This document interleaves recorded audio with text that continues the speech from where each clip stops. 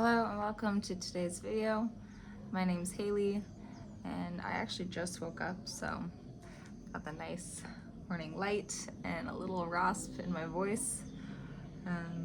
Yes, today we're going over the gift of guidance, which is the seventh gift within the gene keys, following up the two past videos talking about the shadow state of division. So this whole key really is all about leadership.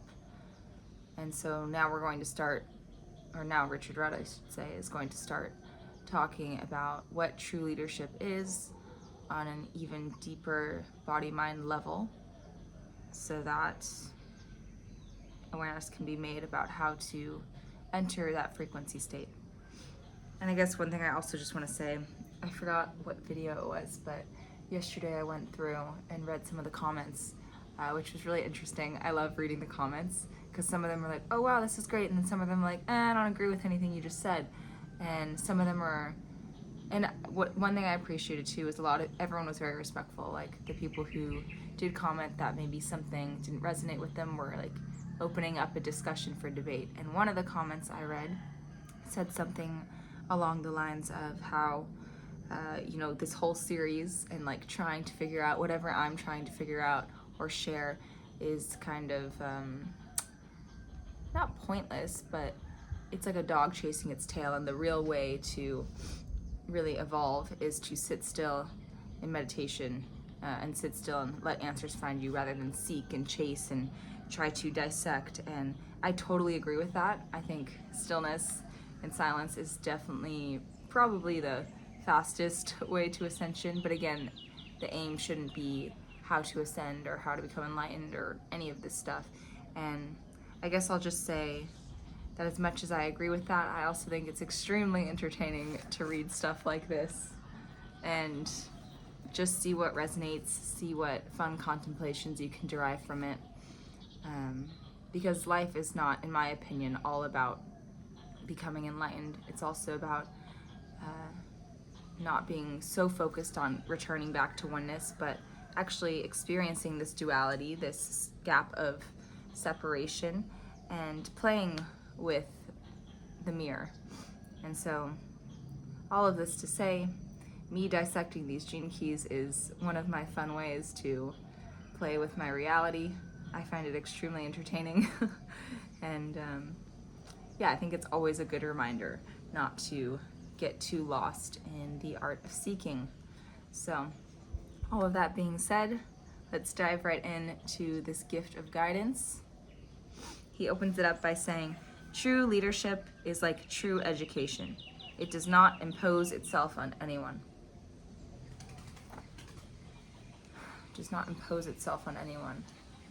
That means it doesn't force itself upon anyone to be understood, to be followed. And then it also made me realize that, okay, so most of our educational systems are not true then, because most of our educational systems, especially in the US where I grew up, force themselves onto the students, right? Everyone has to fit a certain level, and if you don't understand the way I'm teaching, then you get an F. So true leadership and true education do not force themselves on anyone. And I believe we have a lot of work to do as a collective in stepping toward both of these states, one of true leadership and one of true education. But it's also made me think about how, especially, I used to live in Hawaii, and I'm seeing a lot of very sweet types of schools show up where they're a lot more inclusive of the different types of children, and they're focusing more on teaching from different lenses that are way more inclusive and diverse. So I do think, even though maybe right now as a whole we're not at the frequency of true education and true leadership, we're definitely moving in that direction, which is beautiful to observe.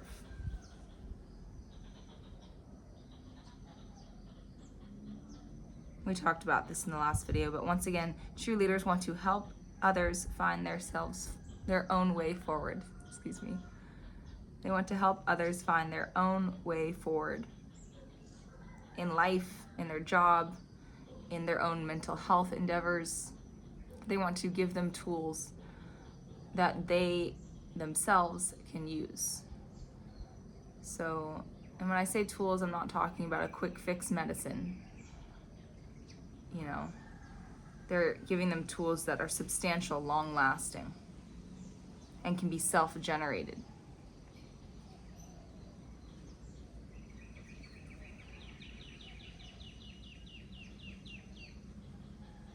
This means there's no band-aid fixing, right?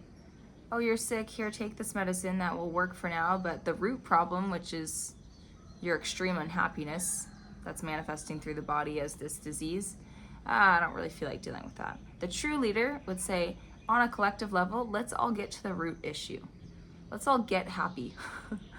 There would be a lot less of this quick fix type of medicine being distributed, in my opinion, and a lot more focus and aim on what thought is causing this disease or illness to arise within the body.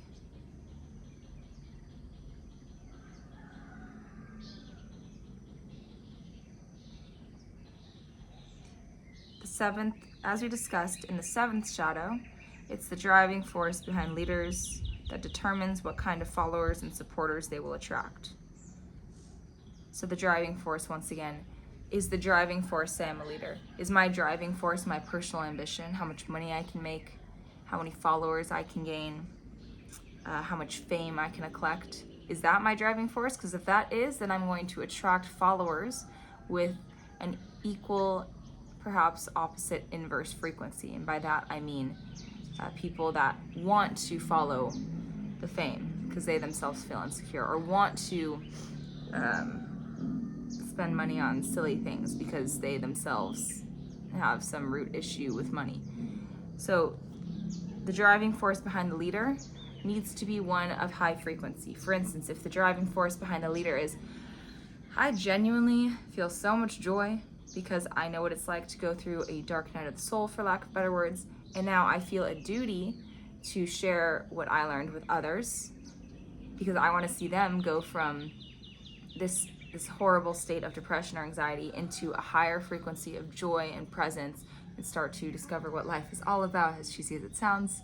And that is my driving force as to why I coach mental health. That's another example. So see, very different things there. And back to the last gene key, I believe I discussed it in the City of Peace video. I talk about how I met a guy named Ben. I named him. I don't actually know his name. But I met this guy. I think he's enlightened. Anyway, he told me, and I never forgot, he told me intention is everything.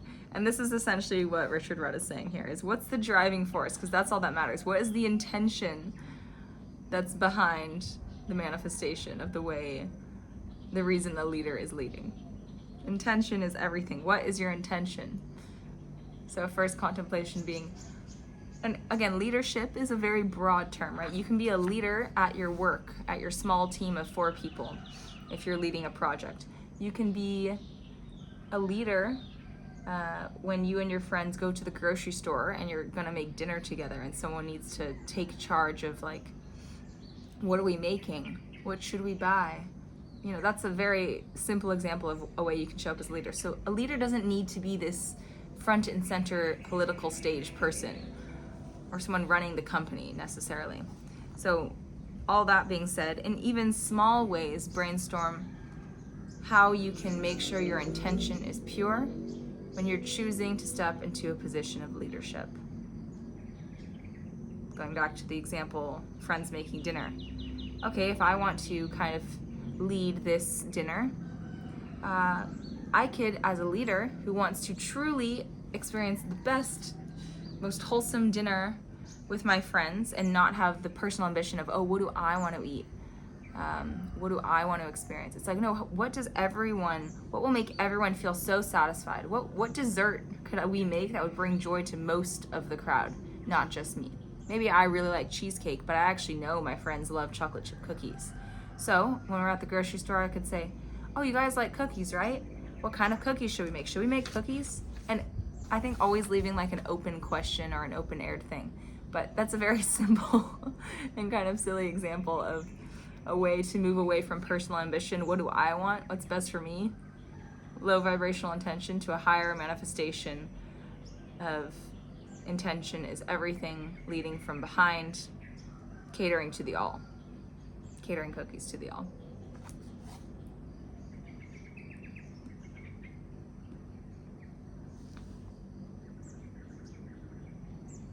He says we're moving away from fear and towards service.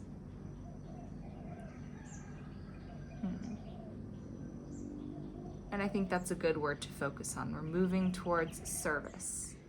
What is good for the all? And again, I do want to emphasize that the leader themselves is also included in the all. So this is not an invitation to completely forget yourself and act as a martyr, because that's one thing certain people struggle with. The people who struggle with people pleasing perhaps oftentimes forget that they're a part of the all. But yes, focusing on service. What's best for me and everyone around me?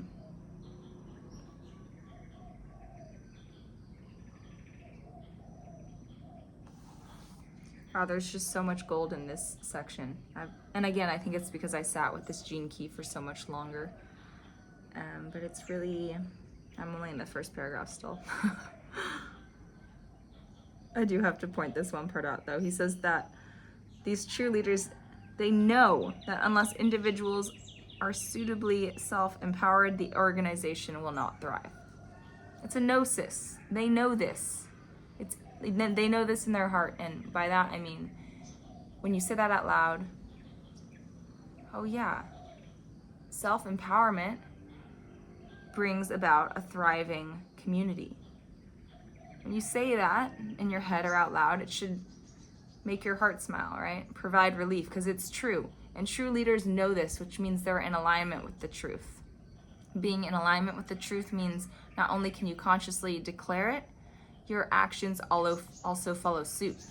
So they act in ways that empower others because they know that empowering others creates a thriving community.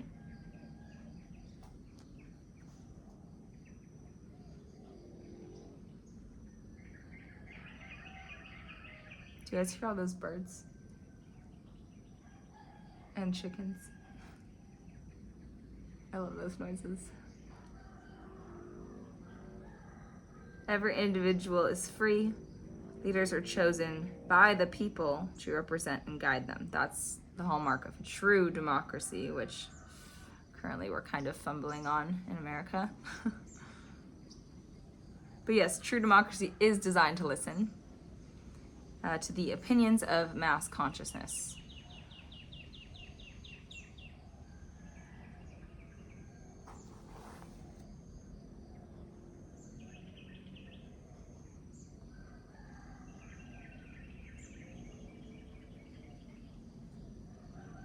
And he does mention here how maybe although the democratic scene we're seeing today is still not truly democratic, right? There's a lot of personal ambition going on. Even though that's the case, it's still a huge leap in consciousness, he says, compared to more primitive modes of government that do not encourage freedom at all.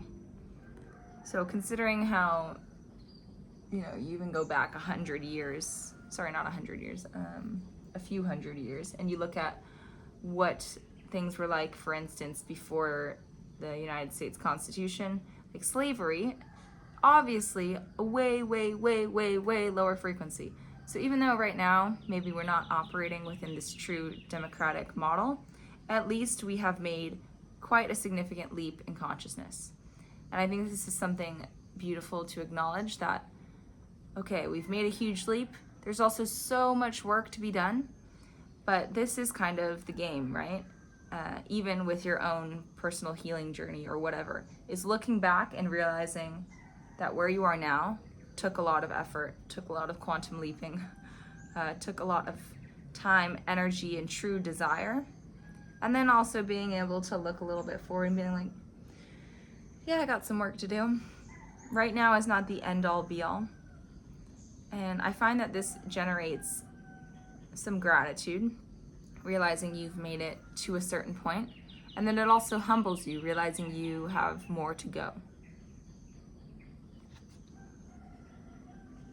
And one day when we're living in true democracy, we'll look back at when we had this fake democracy thing going and be like, wow, we made a huge quantum leap. But there's still work to do, because there's always work to do. There's always evolution to be evolved. Love is unlimited and expansive, meaning this game never really ends. There's always new levels of guidance to be embodied.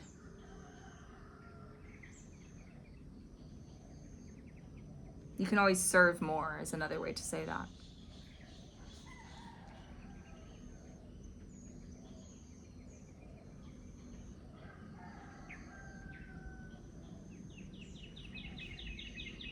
So, what is service?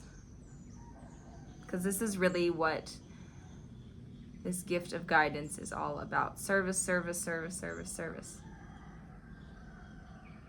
And Richard Rudd says that you need to put aside your own opinions and judgments and listen intently to their needs. Great guides are great listeners. Great leaders are great listeners. And we went over this in the last video.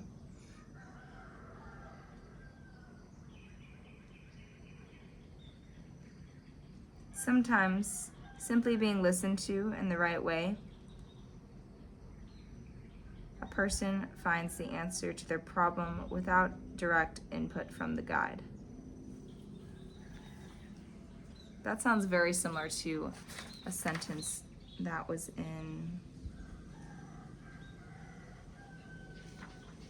yesterday's video. So I like that he repeats that, because it must be very important if he's saying basically the same thing again. The key to service is listening. The key to guidance is service.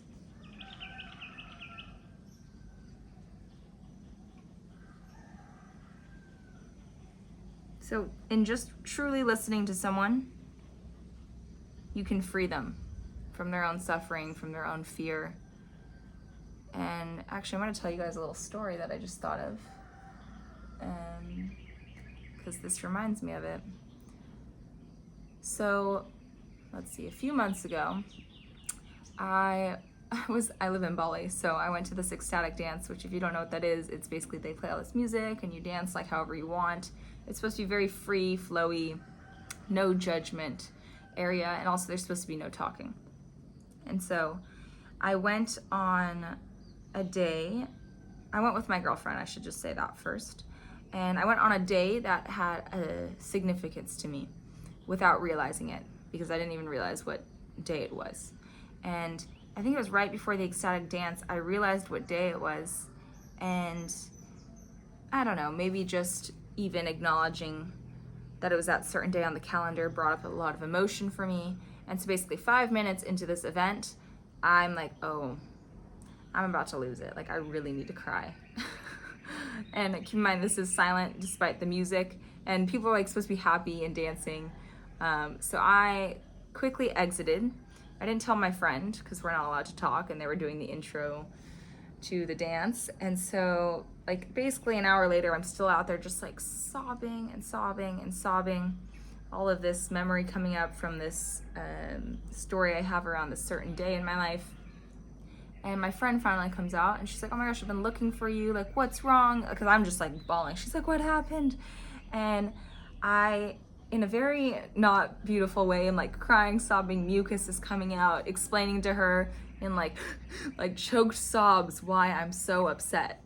And I remember she just sat there and she had her hand on my shoulder and she just like genuinely was like hearing, listening to everything I said. And every so often she'd be like, that was it. She didn't say one peep. She just stood there with her entire presence. And I don't know, maybe like 7 minutes into me just sobbing and explaining, she handed me a tissue, I finally blow my nose, wipe my eyes, and I felt worlds better. And then she just hugged me. Again, she didn't say anything. She just hugged me. And I just felt completely liberated from this, I guess, trauma, you could say, that's haunted me every time this day rolls around in the calendar year for a few years now. And yeah, there was like a difference to this time when I cried about it. I felt like something left again. And so anyways, I thought about that. A few days later, I was like, that was interesting. Like, what happened there? And I realized that she had fully received. She had fully given her presence. And so all of this energy that's tried to come out every time this date rolls around the calendar year, instead of coming out and floating around and then realizing there's nowhere for it to land, goes back into my body to be stored. This time when it was triggered and it started to come out, this sounds crazy, this is my theory though, it started to come out, it's floating around, and then it sees, oh, there's a reception point over here. Someone's present enough for me to land. And she was able to gobble up all of that energy and transmute it into love. And that was a moment that really, well, one, showed me how truly loving my friend is. Miranda, if you're watching this, I love you. And then also it just showed me the power of what real listening can do. It can literally eat up trauma within another person's vessel. That's super powerful. So reading this just now reminded me of that moment. Great guides are great listeners. Great leaders are great listeners. Being listened to in the right way helps a person find the answer to the problem, helps a person find solace to their emotional trauma without even any direct input from the guide, without Miranda even having to say anything.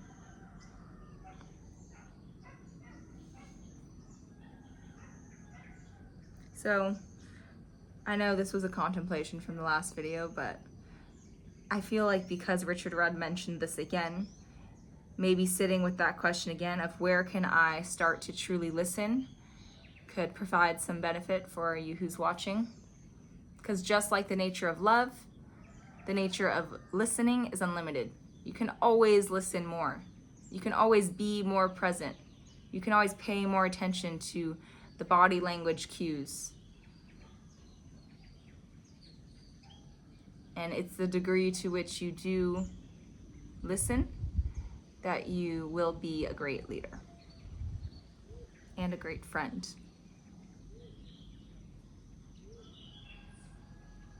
That's actually something I just realized I put together now. Great leaders are great friends. There's not this kind of chasm of like, oh, it's them and me. Again, there's no hierarchy, right? So true great leaders are friendly. You don't feel intimidated to talk to them. Yes, there's a sense of reverence and respect, perhaps, but there's no fear or gap of separation between you and them. So in this scenario, Miranda was the example of the great leader. She was also being a great friend. They're basically one and the same. And one of the spiritual thought leaders I really admire is Dr. Joe Dispenza. I feel like he too gives off this energy of a great friend. He's very chill when he gets up there. You know, he doesn't create this hierarchy of I'm on top and I'm teaching you who doesn't know anything. So, yeah, look for that. Do I feel like this person could be my friend? Do I want to be this person's friend? Because that will oftentimes, I believe, be a quality within a great leader as well.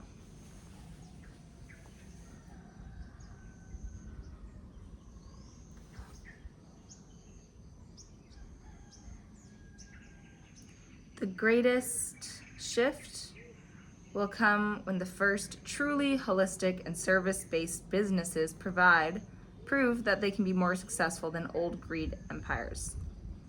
This is emerging currently. We're seeing a lot more businesses come online that have a higher purpose, want to donate money, want to throw events to do beach cleanups or send money to different countries for water for children. A lot of this is starting to emerge, and I think, I should say, I know it's going to pick up from here on out. And once again, in the exact accord to which we shift into this service-based business model, we will also start to see great leaders emerge. Because it's great leaders that will be running these businesses also.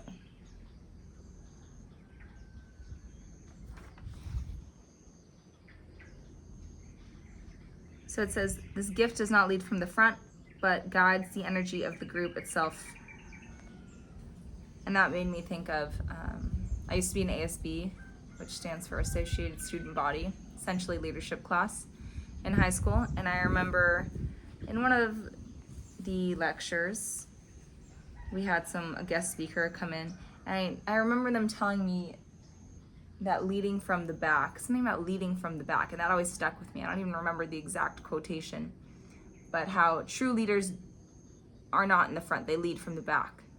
So that reminded me of that. How can I lead from the back? Once again, how can I, instead of pointing fingers and directly delegating tasks, gently lead people to think of tasks they could do themselves or ideas that we could generate as a group?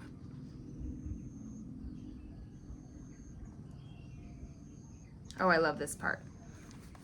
So these true leaders are content to allow others with the requisite gifts to stand in the limelight while they lead quietly from behind the scenes. The true leader doesn't need all the validation, all the admiration, all the praise from the other people in the company or the fame. They're actually okay with someone else on their team receiving praise, because when someone on their team receives praise, they feel good. And that is huge. That is so huge. Because obviously, the more egotistic parts of ourselves love when someone compliments us, or love when someone sends us energy and makes us feel good. But I think true service, true leadership is realizing that when someone else on my team wins, I win. And letting their joy be your joy. In fact, letting your greatest joy being seeing the people on your team elevate and inspire others.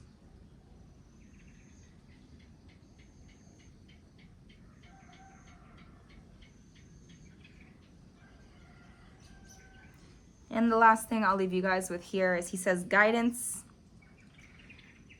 is trusting in the life process rather than forcing matters by taking control. The ability to surrender to life itself is the foundation of true leadership. So I could try to explain that, but actually returning to what I talked about at the beginning of this video, sometimes it's not all about seeking, as that person who left the comment mentioned. Sometimes it's just about sitting in silence. So I'm going to read that for you guys one more time, and yeah, I recommend just meditating on that, because there's definitely infinite layers of truth to this last section, and I think it will speak for itself within stillness. Guidance is trusting the life process rather than forcing matters by taking control. This ability to surrender to life itself is the foundation of true leadership. That closes up the gift frequency of guidance within the 7th gene key. I'll see you guys next time to go over the city. Hey guys, thanks again for tuning in with me for this Gene Keys episode. I also just wanted to come on here and start promoting my one-to-one coaching that I offer to women and girls ages 16 to 35. If you've followed me on Instagram for a while, you might be a little bit familiar with my story. I was a model in New York City for 5 years, and in that time frame, I did quite some damage. I developed a really severe eating disorder, body dysmorphia, chronic anxiety. Oh my gosh, I couldn't even go out to dinner without thinking about how much calories, how much I'd have to overwork out in order to compensate for what I was eating. All of those issues led to quite a depression and turned into PCOS, and I also lost my menstrual cycle for over 5 years. All of this amalgamation of issues led me to soon realize that something needed to change. I went through much work. Many people helped me to get to where I am now. And I'm so thrilled to say I'm living such a more abundant life, and I don't feel zapped and drained and fear of judgment anymore like I used to. I would love to offer what I've learned through my own embodied experience, the meditative techniques that have gravitated toward me, and the own verified games that I've made up and curated to help you walk home to more of you and who you really are, so that all of these things can stop draining your energy. You know, all the constant comparison to others and to people on Instagram, all the over-analysis about working out and what you're eating or what you look like. All of these things are not what life's about, as cheesy as it sounds. And I would love to help you come into more unity with you if you struggle with any of these things and you're a woman or girl between the ages of 16 and 35. So feel free to reach out to me if one-on-one coaching sounds resonant. You can feel free to DM me through Instagram or contact me via email, both of which will be left below in the description box. So much love and aloha to you guys, and I'll see you all in the next video.